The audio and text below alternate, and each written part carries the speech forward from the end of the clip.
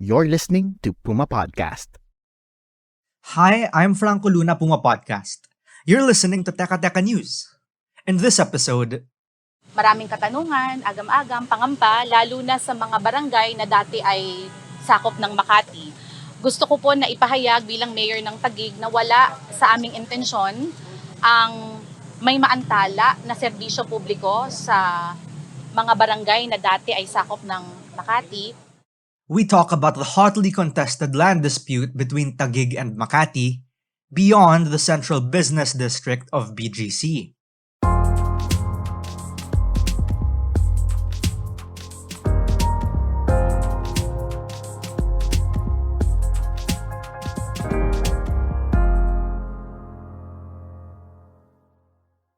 So, ano po ba talaga yung naging desisyon? And is it with finality na? Napakalinaw ng desisyon ng Korte Suprema at ito'y dapat igalang. A transformative, lively, and caring service to our constituents, yan po ang aming prioridad. Gusto naming mabigyan kami ng pagkakataon na makausap sila para nang sa ganun maipresenta natin ang mga services na sa totoo lang, sa una naming pag-aaral, nakita namin na bagamat mas bata sa city ang City of Taguig, mas malaki ang resources ng City of Makati, ay maraming mga programa ng City of Taguig ang higit kaysa na i-offer sa government ng Makati. With all humility. That was Lani Cayetano, the mayor of Taguig City. She was talking about the Supreme Court's decision to grant Taguig, not Makati, jurisdiction over the remaining barangays surrounding the central business district of BGC. Pero kahit may decision na ang Supreme Court, mainit na issue pa rin ang land dispute ng Makati at Taguig. Makikita talaga na it lasted this long because of patronage politics. Makikita dito na hindi consistent yung mga binibigay natin. It was back and forth in the Court of Appeals pa lang. There was a ruling, if I'm not mistaken, 2013 in favor of Makati, and then 2017 favored of Taguig, and then it was back and forth every time. You just heard Ranz Calderon. He is executive director of the NGO GoodGov PH. The dispute between the city governments of Makati and Taguig has a long and complicated history, ensuing in a tough battle through the Philippine court system that lasted more than 2 decades. The dispute dates back to the Spanish colonial era, when the area that is now Makati and Taguig was part of the municipality of Pateros. In 1901, after the Philippine-American War, the American colonial government split Pateros into the 2 municipalities of Makati and Taguig. The boundaries between the 2 weren't clearly defined, and this led to a dispute over several parcels of land. It didn't help that Makati became a city in 1969, while Taguig remained a municipality. In 1994, the dispute came to a head when the Makati government began collecting taxes from businesses in the Fort Bonifacio Military Reservation. But Taguig claimed that the reservation was within its jurisdiction, so it filed a lawsuit against Makati. For several years, the case went back and forth in the Court of Appeals, a judiciary body made up of presidential appointees. And in the past 2 decades, different decisions have been made causing confusion among citizens. Kind of makes you think, bakit nga ba ganun? So makikita on the dates, iba yung presidente at that time, and then iba din yung presidente during this time. And then, syempre, most likely, iba rin yung chief local executive during that time. So iba din yung strategy on the disputes. And then dito, makikita yung inconsistency of things sa atin. Like, dito natin mararamdaman yung bagal ng legal system in the Philippines. Medyo cultural kasi yung patronage politics sa Philippines. So, it's hard to battle it out if on a cultural level, hinahayaan pa rin natin ito. And magandang pinag-uusapan ito ngayon. At least napupunta sa idea ng mga taong makikinig sa atin. Meron palang patronage politics. BGC came first, but the Supreme Court eventually handed Taguig jurisdiction over the Embo barangays too, which were originally part of the 2nd District of Makati.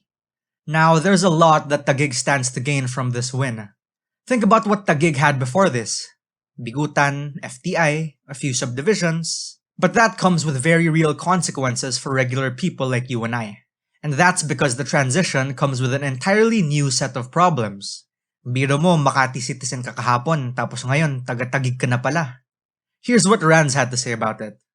If you are a businessman, I'll see it on an economical perspective. Kasi feeling ko ito yung mas nakikita talaga natin. If you're a businessman, filing taxes is hell. Most likely, ganun yung nangyayari. Where do I file my taxes? Anong RDO number yung fa-filean ko ngayon? 'Di ba? Parang kahapon nasa RDO ako ng Makati, but bukas nasa RDO na ako ng Taguig. It doesn't stop there. When a new city wins disputed land, there is certainly a possibility it can impose different taxes on residents and businesses in the disputed area. That could lead to higher taxes for some people while others may see a decrease in their tax burden. Ibig sabihin, lahat ng citizens apektado. Lahat mag-a-adjust. Natural, mag-a-adjust na rin ang mga local government. Isipin mo, places like Osmac and Makati City Jail are in those barangays na ngayon ay hawak na ng Taguig City Government. Ano mangyayari sa kanila? Gagawa ba ang Makati ng panibagong ospital na Makati to cater them? And that's a lot of infrastructure and land area as well. Or, i-cater ba ng Taguig City yung mga tao doon, regardless of their address or regardless of their citizenship kung saan man sila? Kasi, basically, nandun na sila. 'Di ba? Ang magpapasahod na ba ng mga doktor ng public health hospital ng ospital ng Makati ay Taguig? Daming layers bigla ng, 'di ba? Ospital pa lang ito. Paano yung mga schools within that? 'Di ba? Yung mga scholar ba ng Makati ay scholar pa rin nila or Taguig na? Tatanggapin ba ng Taguig na scholar sila? Tapos ang dali na rin sabihin na hindi ka tatak Makati o hindi ka legit na Taguigenyo. The reality is, hindi bido ang transition na ito, lalong-lalo na sa mga ordinaryong tao. But more on this after a quick break.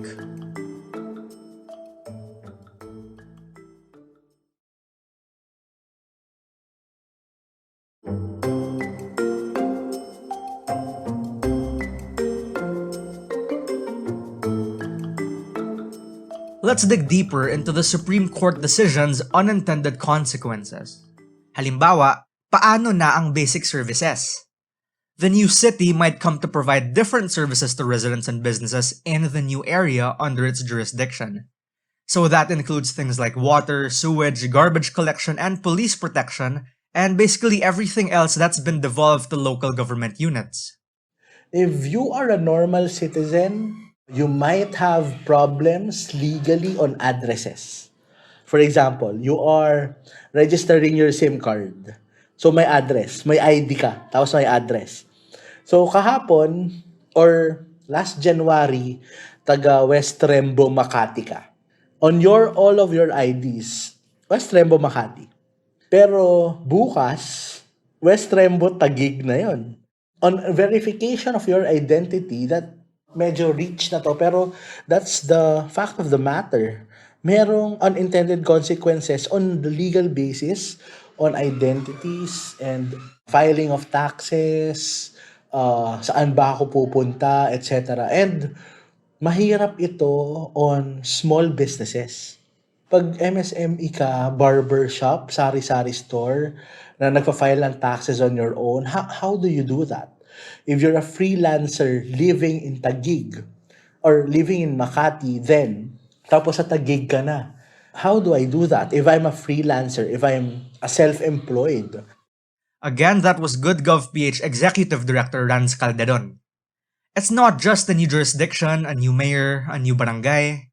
It could also mean a new name. There's also the significance of names you'd have to think about if you are a resident. There's a lot of meaning in a name. A name is an identity, and identity is culture. Let's take Barangay Embo for example. According to the Makati City LGU's website, Sembo is an acronym for Central Enlisted Men's Barrio, which has its beginnings in 1949 when the first batch of servicemen enlisted at the Fort William McKinley, now Fort Bonifacio. The place was selected to be the site for the housing area of the enlisted personnel of the Philippine Ground Force. But as the bulk of the whole command came in, the area became congested. As a result, the other barrios were created like East Rembo, Comembo, and Pembo to accommodate the increasing population of the military. I hope they retain the Embos. Yun yung pinakauna kong iniisip. Pag titignan mo, medyo may historical thing din on names eh. It reminds us of something. The new city may eventually have a different culture than the old city. This could lead to changes in the way that people live, work, and interact with each other. And sometimes the consequences might also spell the difference between life and death. Ang nakakalungkot dito ay yung benefits ba ng mga papuntang ospital ng Makati. Kasi di ba, syempre, Makati citizen eh. For sure, may mga health benefits yan. And sa Taguig din, for sure, may health benefits yan. Makukuha ko pa rin ba to sa pinupuntahan kong ospital na Makati din kung gagawin ko siyang ospital ng Taguig? Kasi yun yung alam kong ospital eh. Di ba? It's a public hospital. It's supposed to be free. It's supposed to give you basic health care. But would there be a bias on who will get that basic health care? Since hindi ka na citizen ng Makati ngayon, citizen ka na ng Taguig. Saka hindi lang tangible revenue ang makukuha ng Taguig dito. It's not just the dense urban area you see across Kalayaan Avenue. Per the 2015 census of population conducted by the Philippine Statistics Authority, Embo alone has a total population of over 48,000. That's 8.3 of the total population of Makati.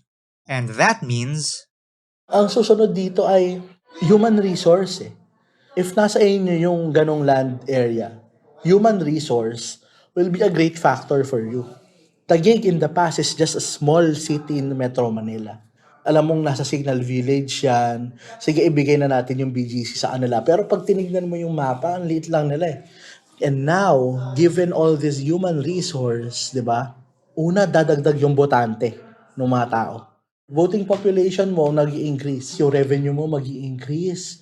Yung reach mo mag-i-increase. Totoo yan. Consider the fact that their former mayor was the running mate of our past president during the 2016 national elections. We all know Metro Manila is a hotspot for politics, not just on local governance, but also on the national scale. Imagine if Taguig people run for office, mas mataas yung hatak na dyan. So, maraming bagay na makikita on land, revenue, and human resource dito sa galaw ng Taguig and Makati dispute. Amid these changes, the local government of Taguig has promised a smooth transition for everyone involved. Here's Mayor Lani Cayetano again. Nagpahayag kami sa ilang mga pagkakataon na ready ang City of Taguig sa transition team. Ayaw natin ng pagkakagulo, pero responsibilidad nating sundin kung ano ang desisyon ng Korte Suprema. And kagaya ng sinabi ko nga ho kanina, ang pinaka-importante po dito ay yung welfare ng ating mga kababayan. For Rans Calderon of GoodGov PH, there's only one thing left to do. Makialam. Because at the end of the day, issues like this come to affect all of us in many ways. Patronage politics is something you fight of culture. Good governance is supposed to be a standard. And patronage politics does not have any room on good governance platforms. Basically, maging mabuting public servant lang silang lahat. Like, hindi sila, kung ako yung nakaupo, kung ako yung judge, wala akong utang na loob para sa isang mayor, senator, or kung sino man na nakaupo para lang pumabor sa kanila. If I were to lobby on the level of participation, they should see it as a way na kailangan nilang malaman kung ano yung mga mangyayari. Hindi sila pwedeng maghintay. In GoodGov, we don't wait, we participate. Kailangan silang makialam kung anong mangyayari. And that was today's episode of Teka Teka News. Again, I'm Franco Luna. This episode was edited by Freddy Blanco. If you like this episode, share it with a friend or two. And of course, don't forget to follow Teka Teka News and Puma Podcast on your favorite podcast app or on YouTube. Thanks for listening.